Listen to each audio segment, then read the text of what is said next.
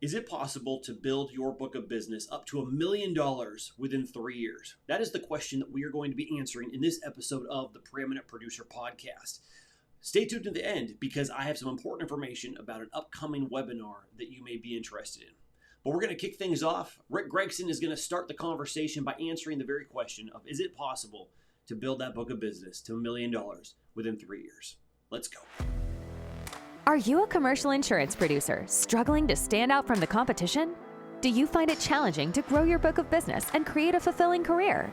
If so, then welcome to the Preeminent Producer Podcast. Each week, we'll be tackling important topics, sharing proven strategies and insights from successful producers that are in the trenches and have traveled the journey to becoming a preeminent producer. You'll discover what it really takes to become preeminent and build your book of business in a way that isn't being taught anywhere else. Our hosts are experts in the field and have built thriving businesses by becoming the most trusted advisor to their clients. Welcome to your journey to becoming a preeminent producer. Let's dive in. Absolutely. I say that with confidence because I've seen it done. We had a young man in our agency that did just exactly that. He built a book of $1 million. Now, it's a little unusual. It takes a great deal of work and a great deal of dedication. In many cases, a faster way to get there, a proven way, is to be in a niche or a vertical, as we call it, where you become a expert in that field, not only in the insurance side of the field, but in that field, and you become really a critical knowledge piece for people in that industry. We've got people working verticals right now. One of them is a cannabis vertical, and everybody laughs when you say cannabis vertical, I know, and some of the names of our clients are absolutely hilarious. But the producer, and that's not $1 million book of business yet, but it will be. The producer in that, and I think this is one of the key things, knows the cannabis industry inside and out, the transportation regulations, the THC regulations, all of those things outside of insurance. So she is a product knowledge person in that industry, as well as insurance, their rules and regulations. So she is a real source of knowledge. We've seen it happen. And I think that will at some point become a $1 million vertical for us. I might just add to that. I agree with that. I have not personally gone from 0 to $1 million in 3 years. I did build up a book of $1 million that I sold many years ago, and am in the process of getting back to $1 million right now, just to be clear. But I didn't do it. I did not do it in 3 years. I think the niching is a great idea because it strikes me that would put you on a fast track, to get there. My book has always been more of a generalist, the other power of the niching is that it would lend itself to getting more referrals within that industry or niche. And referrals is kind of a key component too, I think, if you're going to get to that. But just to finish up my thoughts, so Christian can chime in real quick. I think, Rick, I think you touched on this. It definitely would take the right attitude, there's hard work, the determination, the commitment to do it. But in this industry, it's a realistic potential goal. And there's some advantages to our industry we talked about before, where we have recurring income. So it's something. This is an industry that is accomplishable, if that's a real word. And Matt, if you knew now if you knew back then what you knew now, how much more realistic would that be? Because when you were starting out, you were figuring out as you went as well. So if you had all the knowledge right now back then, would that be more realistic to do it in 3 years? Yeah, I think it's a realistic goal. You have to have, and as I would, having been in the business for quite a while, you have to have a correct realization of what that's going to take, but it's definitely achievable in this industry. Yeah. One of the things that, and sorry, Christian, I'll do this quickly and let you. I think one of the things that exists now is exactly what we're doing. Coaching exists now. When I first got into the insurance business, believe me, coaching from anywhere, any place was really not available. You were lucky if you got paired with a successful producer who wasn't particularly a good coach. You try to stay out of his or her way. But I think now there's what we're doing right here that's going to make things go faster. If you follow good coaching, you're going to get better. Professional athletes follow good coaching, they get better. So I think that's one of the things that'll help propel people. Christian. Yeah, I was gonna say I absolutely think it's doable. I think it's doable now more than 20, 30 years ago because of the fact that there are a lot of coaching programs available. This particular group of guys, we're in it. I mean, I have a book of business. My personal book of business is greater than $1 million, and I'm continuing to grow it and fight for it. But I will say that back to the question, you know, being a niche expert, Rick, is absolutely one path of doing it. It's probably the most traditional path of becoming that $1 million producer within a very short period of time because you are that expert. You can talk the talk, you understand what their problems are, you can bring solutions.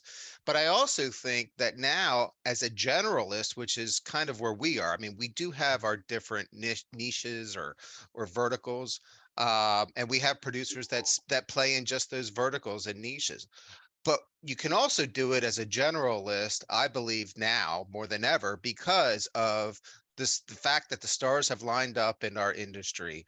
We talked about acquisitions that have happened recently. That's really opened up the lane for differentiation that matters that we'll talk about later. But you can absolutely become $1 million producer. It takes a lot of hard work, obviously, a lot of dedication, a lot of practice.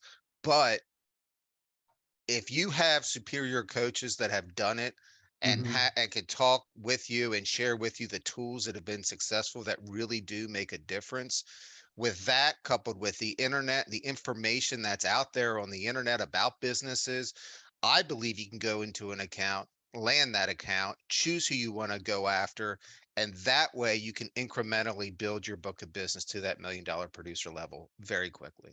Yes.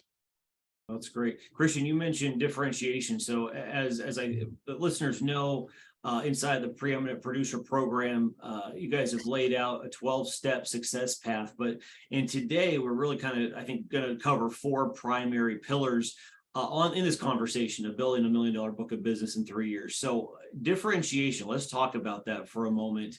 How important is that?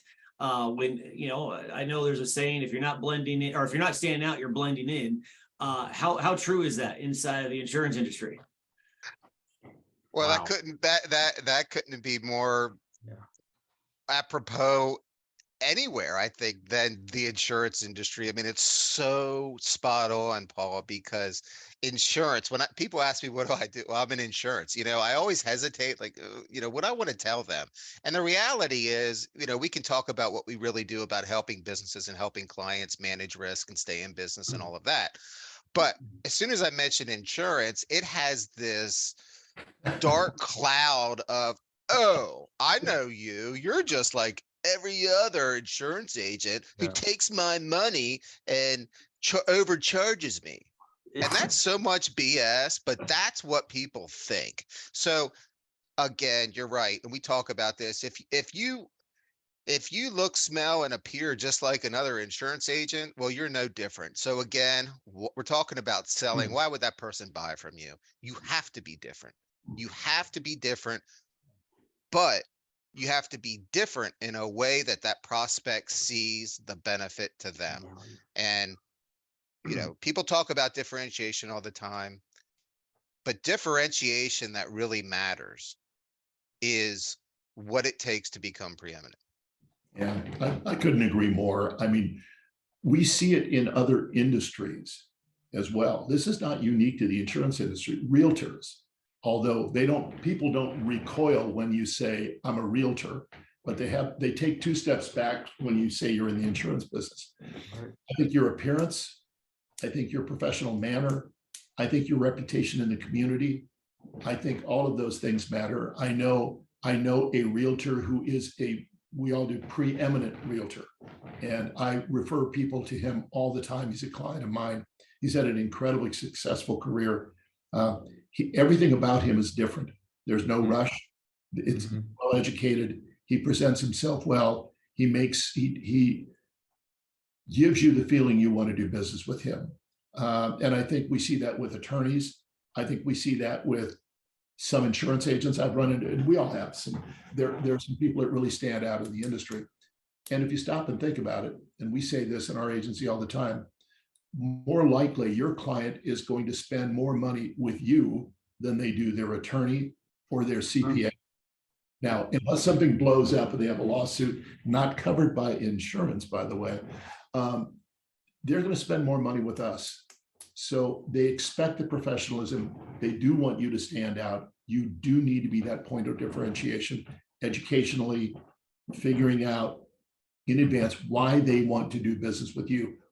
Because when you walk in, we've all said this, we know this. When you walk into the door, whether they say it or not, why should I buy insurance from you? Right. Yeah, you guys, right on, exactly. Only one minor thing I would throw out is, and you're right, it could be a conversation stopper at a cocktail party or something to say, oh, I sell commercial insurance, So a little phrase that I've used, it seems to work because it leads to more questions is, hey, I'm a consultant and a risk mitigation expert. And nobody knows what that meant, so hopefully they say, well, what, tell me more about that, and then you can kind of get into it. But yeah, you've got to have the meaningful differentiation to back that up, Yeah, and I think, Paul or Matt, to take that a step further, just for the listeners, when I refer to differentiation as I was, first of all, to be successful, you've got to be true to yourself. Don't try to go out there and be some clown and consider that differentiation. That doesn't work. People see through fakeness. Take that same mindset and understanding and say, okay, am I faking solutions that I'm bringing to the table? If you have different solutions, you can differentiate yourself by the solutions that you present. If those solutions that you actually have work, that's your differentiation piece. If it fits for that client. If it doesn't fit for that client, go find the client that it does fit for. So again, just to try to define what I was referring to as being different. You got to be different. You got to stand out. And the good news is one of the good news is that this is an industry where people are expecting the same thing. Yeah. So the unexpected, I think, many times gets them to say yes a lot quicker than if you're just the same as everyone else. Yeah. There's something that comes to mind also, because I had this conversation recently with somebody in the agency, and they took a different path on this. And it was kind of interesting conversation. Well, first of all, you have to believe in what we do is really vitally important, because it is. And I do that conversation all the time that said, listen, if you had $10 million in the bank, then I normally say you wouldn't be on this call because you'd be lounging around someplace. But if you had $10 million in the bank and you wanted to buy a piece of real estate and you wanted to take 8 of that $10 million and put it into a real asset, you're not going to do it without what we do. You're not going to risk money in investment without insurance. So we're sort of the oil that makes the industry work. And I believe that. And not everyone thinks that we're bad. And I think that we walk in pre-expecting that reaction, which honestly happens more than it doesn't. I get that. But I think it's like us walking into somebody in the old days making price the most important part of our presentation, where the person will say, I'm not worried about price. Oh, you're not? No, I'm worried about somebody who knows what I do, can protect it. I'm not worried about the cheapest product. And then you hardly knew what to do. Oh, so you want quality, because I walked in there with the attitude that everybody wants the lowest price, and they don't. Many do. Right. Very true. Good point. Now, Christian, you said something about standing out, and I think it is an important point to note that we're talking about standing out, not sticking out, right? And I've always kind of looked at that as sticking out is more of a negative thing rather than standing out. And It's interesting. I remember a number of years ago, and I think it was at a Business conference, where there was one producer in particular that, and you guys may remember, and I don't remember the name by any means, but he was always in a three-piece suit, feather in his cap, walked with a cane, shiny shoes. I mean, he just stood out compared to everyone else. Now, at the same time, did it fit with what he was actually doing and who he was actually targeting? That's a whole nother story, right? And so I think it comes to your point. It's not about necessarily dressing different, although that's a factor, could be a factor depending on who you're talking to, but it's knowing who you are going after. And I think it was Rick. I could be wrong, but I think it was Rick. You mentioned a producer, and it may even be the cannabis one, or you know what? Maybe I got this wrong. Maybe it was Christian and a producer, where one of your producers does not dress like a normal producer because of the niche and who they're going after, and so you have to know who you're targeting, right? And so I think that's a really important point, where it's not trying to copy someone else necessarily, but really find your own differentiation in what you know, how you deliver it, and who you're targeting, correct? Yeah. Well, we bought a small agency several years ago, and there were two producers in the agency. One I had known for quite a while, and I knew he was an industry expert and a great guy, amazing knowledge. And he was in the construction. That was his niche. And as the sale got closer and closer, I just could feel this hesitancy of him joining us and coming over, and he was very uncomfortable. I said, let's go out and have a cup of coffee. What is your problem? And he said, well, I was in a big national agency. I broke away from there, and I don't want to dress the way you dress, which was suit and tie and all that. And I said, what? And he said, I don't want to dress like you. So, well, you don't have to dress like me. Pat, you're a cowboy. He is. He literally roped steers and stuff like that. I said, you mean I can wear jeans and boots to go see my contractor guys? And I said, Pat, you're 55 years old, for crying out loud. How am I going to tell you how to dress? You're going to dress for your audience. And if your audience maybe is attorneys, you dress a different way. But Pat, you've been very successful. And with any producer who's very successful, you want to stay out of their way and just keep asking, how can we help you? Yeah, I would, Paul, your point about standing out and not sticking out, I think is spot on to be successful. You need to also, while you stand out, okay, and standing out, I believe, is standing out with it's all encompassing in the individual. So it's in knowledge, it's in how you dress, it's in what you know, so forth and so on. But to Rick's point, you do need to dress for your audience. And why? That's vitally important, because the goal in going out and seeing a prospect and landing a new client is getting that prospect or client to trust you. So they need to, first of all, feel comfortable with you. They assume, most likely, or they wouldn't even ask you to come in if they didn't in some way believe that you had the basic abilities to service and take care of their needs. I mean, you're an insurance agent. They probably think, okay, I know what you're like. Right. But, obviously, if you go into a auto body shop dressed in a suit and tie, you've actually hurt yourself, because you've created that barrier between you and that prospect. You've actually broken you've broken the trust. You've broken your goal of what you're trying to establish with that person, which is trust. I believe people trust people because they have to have some sense of likeness. They have to like the person on some level. They have to believe in the person as well. So understanding your audience and how and meaning how you dress towards them, understanding their business, their vernacular is so important. And making sure that you also are aware of how you come across to your audience. And again, on other calls and podcasts, we talk about that, as far as, doing your homework before you go to see the prospect, making sure that this isn't your first attempt at going out, that you've actually not only done your homework, but you've practiced it. Because as quickly as you can establish that trust, now you're that much closer to having that client join you. You know, and Christian, I know you've talked about this in the past as part of that prep work prior to that first meeting with a prospect. In fact, first meeting is going to be a subject coming up pretty soon that we're going to be tackling all by itself, right? But I know, Christian, you've mentioned that as part of that preparation for the first meeting, you either know or you've been able to logically anticipate what that particular prospect's issues, what their hot buttons and problems are that you can bring solutions to, which is just the best way to go into one of those meetings.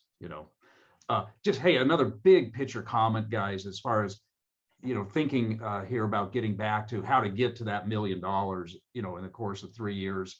A lot of what we've already talked about, I'm going to state something kind of obvious, but a lot of it just flows from having that right mindset that we've talked about. And I think two components to that mindset that are important to me is, one, realizing it is possible. This is an industry where that's possible. Two, having that firm conviction. Some of you have heard me say this before, but having that firm conviction, and I've told prospects this before, literally, look, I know I'm the best broker for you, that I can accomplish the following things for you. And I don't say the following out loud, but having that mindset that, hey, without me, they're going to be better off with me than with anybody else.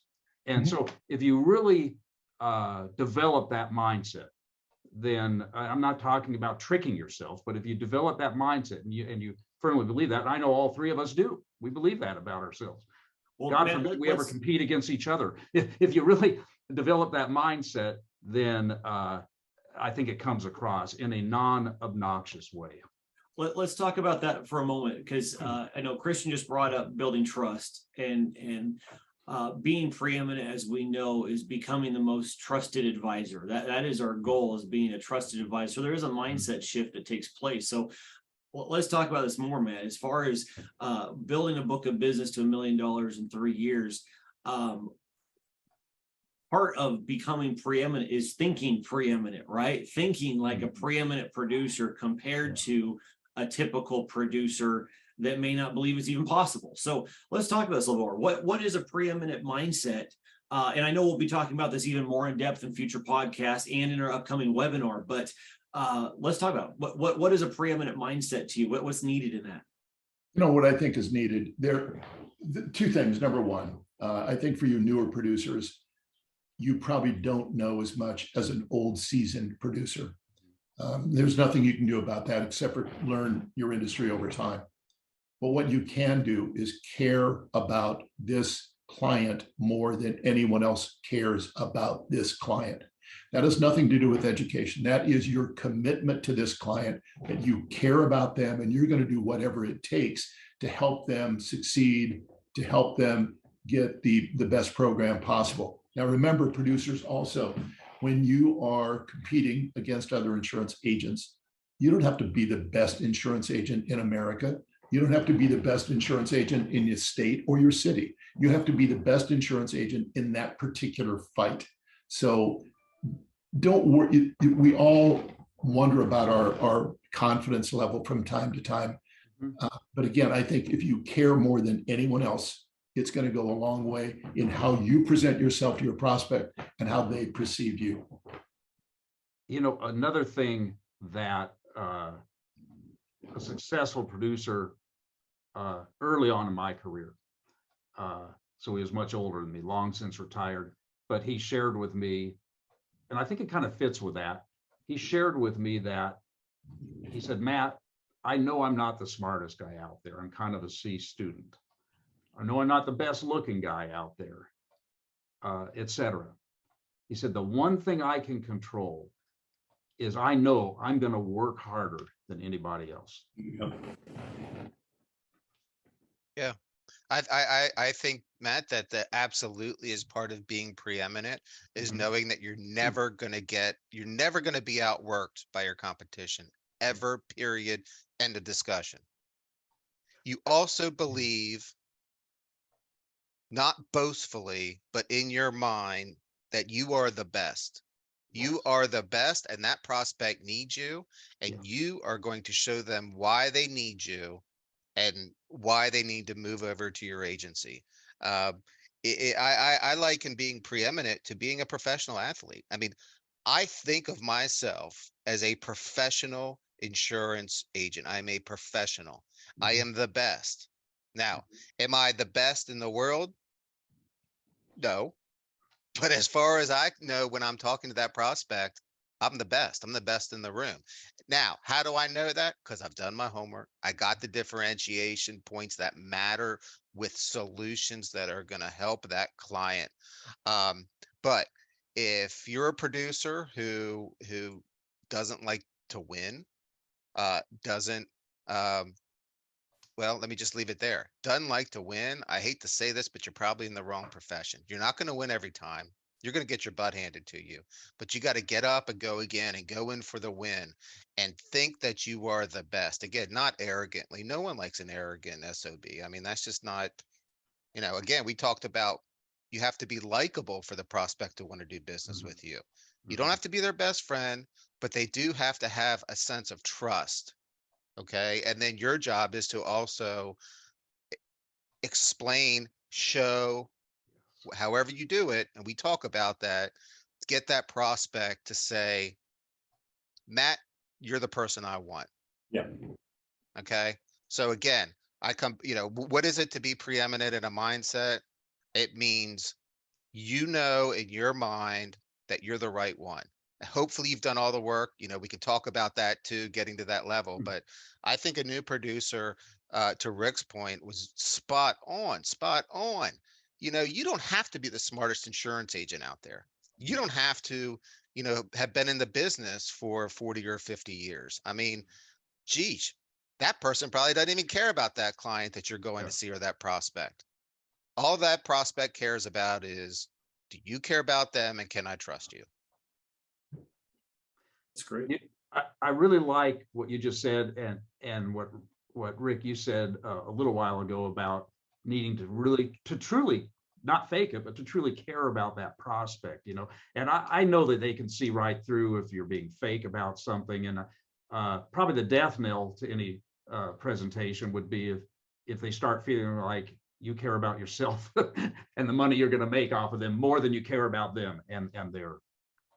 So if you have really cool solutions, a lot of tools that we've developed to back that up and to then present and show them, then that's going to be evidence that you really care about them and you're bringing the right solutions, I guess, to the table. I think my career took a turn when I stopped selling and started educating. When I started educating people, when I started not selling, but explaining to them various things that we do that will benefit them. First of all, we have to find out what really will help them. When we started educating people, rather than a sales pitch, we were seen in a different light. I like that. Yeah. I think that's huge. That's huge. Yeah. Okay, so obviously we're going to be diving into this more, like I said, in an upcoming webinar, and I'll put the information in the show notes. So if you're listening to this, definitely look for that, and you can register for the webinar. We'll be doing a much deeper dive on this. Well, let's say, okay, now we've got differentiation, we've got a preeminent mindset. Now we've got to take this to the masses here and start talking to prospects, right? Because without prospects, there's no way we're going to build a book of business. So let's talk about that. What does prospecting look like when you are going at this the preeminent way? Oh, finally, we get a fun thing to talk about. This is good stuff, and we say all the time in these things, listen, we can have fun doing this. I mean, we can kick this around and have fun. The three coaches on here all have a great sense of humor. Well, two of them do. Mine isn't that good. Two of them really have a great sense of humor. So yeah, it's all about, you can take all of this kind of stuff that we're talking about, but you have to have somebody to do it with. So that means you need prospects. You need to be out there marketing yourself. You need people in your pipeline, one of my favorite subjects. Because the quality of your pipeline is the quality of your career. And if you've got nobody in a pipeline, or if you have names in a pipeline, just names, that's not going to do any good for you. You've got to research the people. And again, I'll do my little prospect thing. A prospect is someone who knows me, I know them, and they know what I do. A suspect is someone I know, they don't know me yet, and I need to find a way to get to know them. But a prospect, I need to research those people. I want to know, do I want them as a client? I may not want them as a client. Life's too short in this industry to do business with people you don't want to do business with. So research them. Christian, you make a good point of this. Do I have a market for what they do? Do I represent a carrier that can really do them a good job? Are they in my size? Are they in my minimum account size? Are they over my minimum account size? And all of those things go in to generate what a real prospect is to me. Yeah, I think prospecting from a preeminent producer perspective, Paul, that's a lot of P's. P, P, P, P, P. Love alliteration. Anywho, we do have fun. I think that prospecting from a preeminent producer's perspective is just like getting a cup of coffee in the morning. I mean, it's just, it's habitual. It is the same thing all the time, all day long. I'm looking out and about and I'm scouting. Now, I think that a preeminent producer can absolutely choose which prospects. They've done the work that Rick just referred to, making sure that that matches up with our carrier mix within the agency, within our bailiwick of expertise, within our desire and our own passion, so we can talk the talk, and someone that we have solutions for. It's come up before, Rick. We've talked about, if you're a producer in a small community, can you still do this?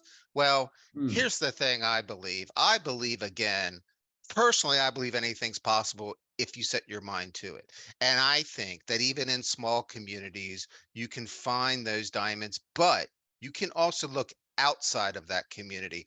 In, again, where we're living now in this environment of technology. I mean, we have clients all over the world, and I have clients that I have not gone to see. When I started 30 some years ago, one of the, and I'm getting off topic, Paul, but it is relevant, that I was trained to do: don't write someone's insurance without going and seeing them, because you will uncover all the lies and misfortunes that they don't tell you about. You'll uncover that in the basement, they're packing black gunpowder that they're not telling you about. They're telling you they sell furniture out of their store, and that's not all that they do. Okay. Well, I found that to be very true, but with today's technology, I can find out so much about a prospect that may be 50 miles away. That is large enough that if I do write it, it's going to pay for me to go see them and spend time with them. Okay. So again, I think boundaries when it comes to prospecting have been exponentially expanded because of today's technology and information. But when it comes back to prospecting, I mean, so sorry. So I think that any listener out there who's saying, well, wait a minute, I'm just in this podunk town, I can't become $1 million producer. I think that's an excuse. I'm sorry. I think it's an excuse. I think if you join us in our journey, you can be, and you put your mind to it, and you want to be successful, you can be $1 million producer. But prospecting has got to be just like breathing. I mean, it's just something you do all the time. Absolutely. It's I hate to keep using the word mindset, but I don't know a better word for it. I think you have to have both a prospecting and a referral mindset at all times. You need both. You need to run down both tracks. Very interesting point you bring up, Christian, with today's technology, et cetera, and especially if you have a really good niche. There's no reason that you can't do that remotely if they're 50 miles. Heck, if they're 150 miles. I mean, especially with a niche, I would say that's really doable these days. Yeah, it really is. Yeah. No, it's great. Well, and I know there's so many directions we could go just on the topic of prospecting, and we've covered that in deep dives on other trainings inside Preeminent Producer. Let's talk for a moment too about, let's say, as a producer, you get really good at prospecting and you become a good closer. And I know of producers like this where they have become amazing closers. But when it comes to the other side, where it's not just about building a book of business, but we also want to retain it, right? We want to retain our clients. This is where some guys fall off, where they're really good at closing. They hand the client off to their CSR and they never talk to the client again. And so the retention rate is really low because someone else takes them, at some point in time. So let's talk for a moment about retention and kind of managing your book of business. What does that look like when it comes to doing it the preeminent way? Well, I think if you're going to be a preeminent producer, if you're going to have a book of $1 million or more, you're going to have a fabulous service team on your side. I say this, and I always tell everybody they have to let me finish the sentence now. That team wouldn't have a job if I didn't exist, but I would not have a job or a career if they do not exist. It is a true team. You've got to have something in place where you've got to guard your time. It's your only diminishing asset that you have. So you've got to have a service team that has well-defined duties. In my own case, I see my clients quarterly. That's all I do. I don't talk to them much. I do, as to paraphrase an old buddy of mine, takeoff, landings, and in-flight emergencies. Takeoff is when I write the business. Landings when we continue the business or renew the business. In-flight emergencies are those things that would jeopardize our retaining that client that happened during that year or that quarter. So people don't call me to turn in a claim, to make an auto change, to need a certificate of insurance, or any of those things that can be done by a service team. They know I've done a service handoff. When I write your insurance, Paul, I said, Paul, I'd like to introduce you to Dee or Laura or Josh, which one will be handling. They're the ones that's going to be the day-to-day operations. They are licensed insurance agents. They are professionals. They have professional designations. And because I'm out in the community doing things, and I meet with these folks every week. They bring me up to date with what's going on.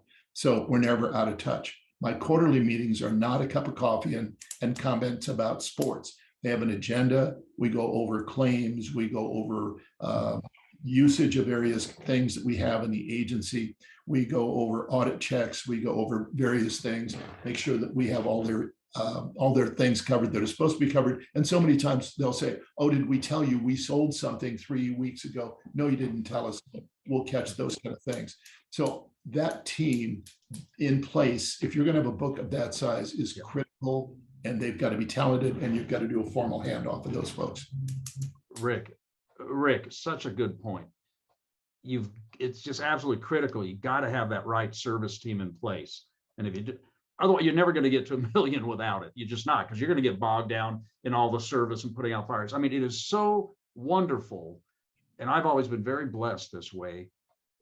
It's so wonderful to have such confidence in the service team behind you. I know I can be out an entire day or 2 days in a row doing prospects, meeting with clients, et cetera, and knowing that no matter what comes up, it can be handled back at the office. So you got to find, train, and incubate and educate, the right people. That is, without that, I'm not sure it would be possible to get to $1 million. I don't think it would. It would be chaotic at the very least. Yeah, I would add to that again, being preeminent, Paul, is having. Okay, so Michael Jordan went out and would score 50 points a game.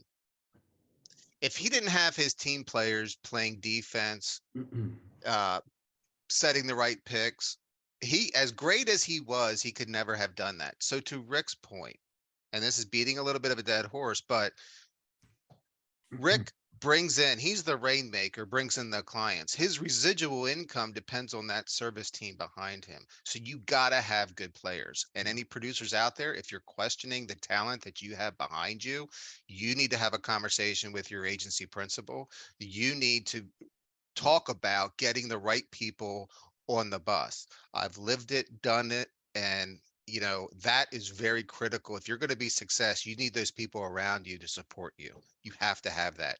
I think you need to clearly define the roles of your team, as Rick had mentioned, when you first bring a client on, and then on an annual basis. I think you need to have continual communications with the clients, both verbally and electronically. We're big believers in having electronic communications because we can't touch everyone all the time, and some important things need to go out. But again, word of caution is you can't rely on those electronic communications to replace that human touch. So you have to balance that with, okay, are we still meeting with this client quarterly, especially when you become preeminent. Your top 20 accounts make up 80% of your income. And we talk about that on other episodes about shedding and so forth, and expanding that top 20 even greater. But my point is, you have to be able to have some personal touch, follow through on that, and have a game plan as you go into when you're gonna first bring your client on. I think, again, it's foolish not to give clients your mobile number. Now, there may be salespeople out there that say that's crazy, Christian, because you're going to get every call. Well, here's the thing. I don't get every call, and I do that. But what my clients know is if they need me, they can get me. And that alone has stopped, because I've had clients tell me that. That's why, Christian, I do business with you. Wow. When I get calls from these salespeople calling to set appointments, you can tell. This one client told me the other week. He said, I asked them, hey, if my car breaks down or I have a problem on a Sunday night at 7:00, can I speak to the owner of the agency? Can I speak to the producer can I speak to my, and inevitably they say no, because they don't even know who that is. Yeah. And that's how, this client stays with it's one of the reasons why. So I think you have to look at it again as, if you're preeminent, you're the best of the best. Mhm. And you need to choose put yourself in your client's shoes. Right. What's best for them. And I think, so that's a lot to throw out there, but anyway, hopefully Yeah. I didn't lose anyone. Okay, Paul, we may be getting a little towards the end of this, and I don't mean to rush us to that at all, but there's something I wanted to get in about preeminent producers. My favorite 3 words are know, do, and master. Many of you producers know the stuff we're talking about. You probably know it. Many of you do some of the things that we're talking about, and that's really great. But very few of us master the things that we're going to talk about, not only in today's meetings, but in future meetings. Will you ever master everything? No, but it's that desire to master these topics that come up that really will set you apart from an average producer. Your commitment to not just know it and not just kind of do it, but to master every one of these things. All right, there is so many things to cover when it comes to this very topic of building a book of business up to $1 million. And that's why we want to personally invite you to an upcoming live webinar training where we're going to be diving even deeper into this very topic. Our coaches are going to be bringing even more stuff than what you heard in this podcast on the very topic of building your book of business to $1 million within 3 years. So I encourage you, check out the links below in the description and register for this live training, because this is definitely going to be a deeper dive into this very topic, all geared to helping you grow your book of business on your path to becoming a preeminent producer. So be sure to register, and we'll see you in the next episode of the Preeminent Producer Podcast. Thanks so much for joining us on this episode of the Preeminent Producer Podcast. If you're enjoying the show, please feel free to subscribe, rate, and leave a review wherever you listen to your podcasts. That helps others find the show, and we greatly appreciate it. Once again, thanks for joining us, and we'll catch you in the next episode of the Preeminent Producer Podcast.